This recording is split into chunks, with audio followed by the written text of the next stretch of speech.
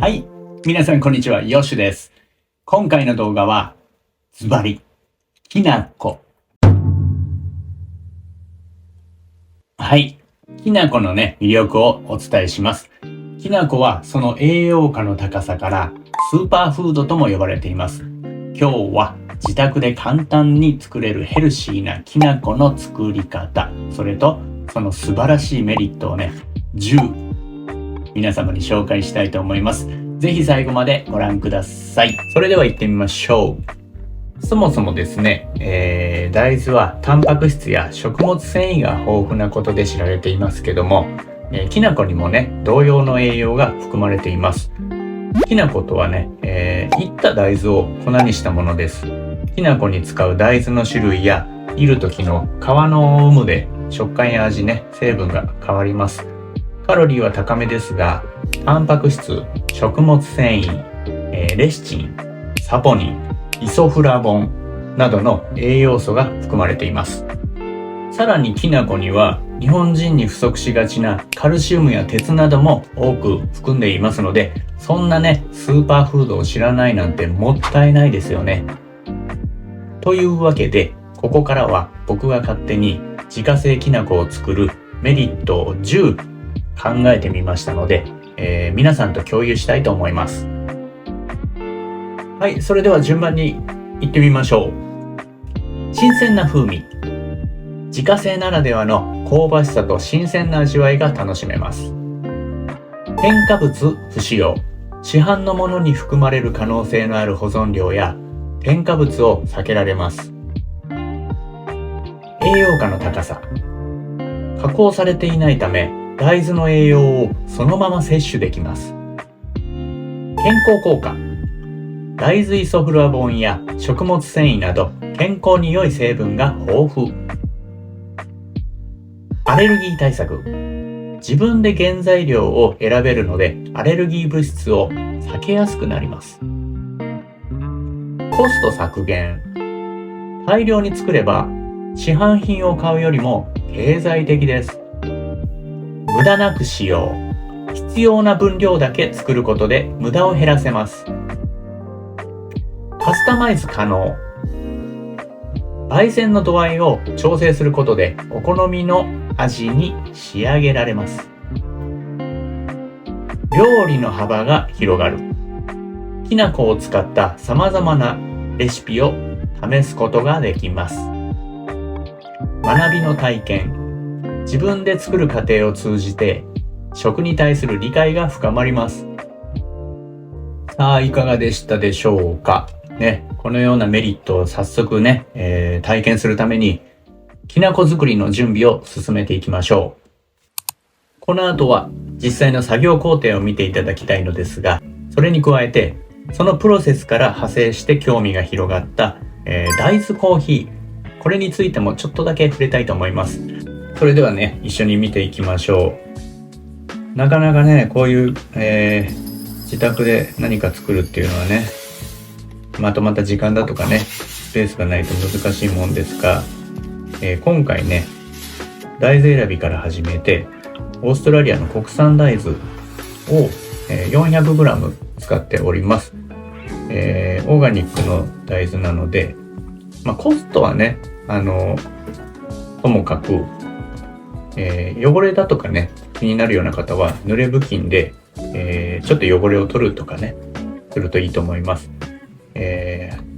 まずね、最初にその大豆、傷ついたものだとか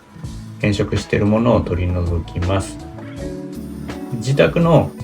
コーヒー焙煎の機械を使ってるんですけども、フライパンだとかでね、手でいってもできますので、少量から試してみるといいと思います。今回はこれ 400g、400g の大豆を焙煎して、これ今ね140度ぐらいになると思うんですけども、予熱したところに投入して10分弱、8分ぐらいかな。で、皮がね弾ける音がしてくるんです。なのでそれを、目安に一度取り出してみて、色がついていれば、火が入っていれば、口にできる状態と、このようにこれを、粉砕して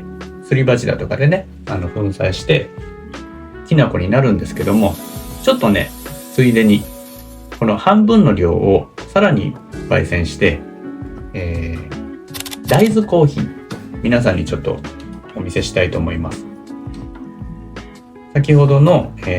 きな粉に使える状態の焙煎からさらに、ちょっと色をつけるぐらい、これもまたね 8分ぐらいかな焙煎しますと、コーヒーでいうこう中入り深入り手前ぐらい、かなり熱くなるんでね、皆さん気をつけてくださいね。これを、粗熱を取って粉砕してコーヒーにしてみました。コーヒーの代わりにしてみました。自宅ではねいろいろな方法でコーヒー入れれますけども、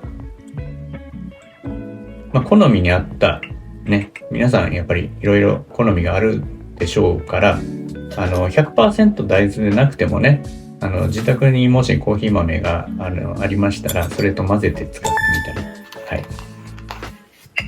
で今回これ 100% なんですけども、この色合いだとかでかなりね大豆臭いかなとか思ったんですけども、そうでもない。やはりそのカフェインをね控えたい人だとか、そういうあまりこうね、大豆のアレルギーとかさえなければ楽しめる質だと思います。これ戻りまして、先ほどの半々で、いった豆を今度は粉砕機で、細かくします。自宅にこれねコマーシャルなんですけども、このぐらい大きいのなくてもフードプロセッサーだとかすり鉢、日本の方でしたらすり鉢とかね使えば細かくできると思います。それをさらにこのねふるいにかけることによって、口当たりの良い滑らかなきな粉ができるということです。このきな粉はね僕も朝必ずヨーグルトにかけてみたり、あとはねお菓子作りもそうですし、冬場になったらねこう温かいミルクと混ぜてちょっとねホットチョコレートみたいに体温めるような飲み物としても飲めますし、プロテイン豊富なのでね運動される方とかもねおすすめです。というわけで見ていただきました、僕のね自宅で作るきな粉、きな粉の作り方でしたけども、出来上がったきな粉は瓶だとかね密封できる容器に入れて長持ちしますので、ぜひ皆さんもね試していただきたいです。というわけでね、いろいろきな粉のこと、大豆のこと調べていきますと、僕も知らないことだらけなんですけども、朝食で大豆を取ると次の食事の血糖値も抑えてくれるとか明らかになっているようで、これをねセカンドミール効果というらしいんです。食事を取った時だけでなくてね、次の食事を取った後の血糖値も抑えてくれるという、素晴らしいですよね。きな粉の栄養価はもうほんと大豆そのものですから、さらにね粉末にしていることでね口に入れやすい、食べやすいね吸収しやすい栄養をね効率よく摂取できるのがメリットです。というわけでね、きな粉作りは健康的な生活を送るための第一歩です。この動画がねきな粉の素晴らしさを伝えるきっかけになれば幸いです。皆様からのコメント、きな粉を作ったよとかね、こんな食べ方もいいですよみたいなご意見お待ちしております。チャンネル登録もねしていただけるとモチベーションにつながりますので、ぜひぜひよろしくお願いいたします。それでは最後までご覧いただきありがとうございました。また次回の動画でお会いしましょう。